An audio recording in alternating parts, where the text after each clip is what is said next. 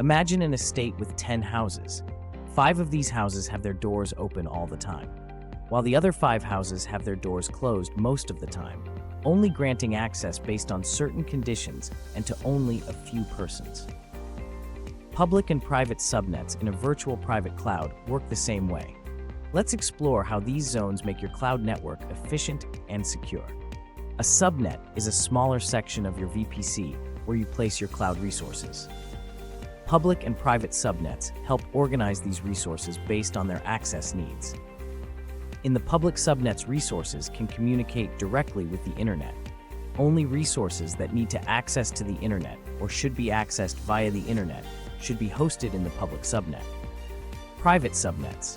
Resources within these subnets are securely isolated from the internet, allowing access only within your virtual private cloud, VPC. Typically, only authorized users with proper clearance can access these resources, ensuring an additional layer of security. Public subnets are like the front yard of your house, accessible to anyone who rings the doorbell. Internet traffic. These are ideal for resources like web servers hosting your applications, load balancers distributing incoming traffic. To facilitate external communication, public subnets are directly connected to an internet gateway, IGW, which serves as the primary entry and exit point for your cloud infrastructure. The IGW enables inbound and outbound internet traffic, allowing resources within your public subnets, such as web servers or load balancers, to be accessed by clients and users over the internet. This connection provides a secure and managed way to exchange data between your cloud resources and the public internet. Private subnets are like the backyard, hidden from public view. These are ideal for databases storing sensitive information, application servers processing data securely. To maintain enhanced security and control, resources within the private subnets do not have direct access to the internet. Instead, when outbound internet access is required, such as for software updates, patch downloads, or retrieving resources, private subnets utilize a network address translation, NAT, gateway. The NAT gateway acts as an intermediary, enabling private subnet resources to securely connect to the internet without exposing their private IP addresses.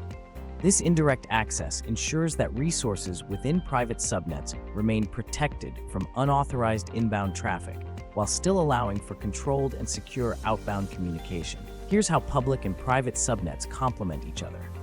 1. A user accesses a web application hosted in the public subnet. 2. The web application communicates with the database in the private subnet to fetch or store data. 3. If the database needs an update, it securely connects to the internet via the NAT gateway. This separation ensures security and efficiency in your cloud network. Think of this setup like a restaurant.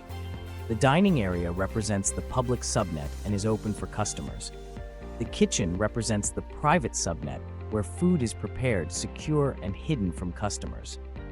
The kitchen supplies represents internet access for private subnets, which are delivered via a backdoor, NAT gateway, without exposing the kitchen to the public. Public and private subnets create a balance of accessibility and security in your VPC.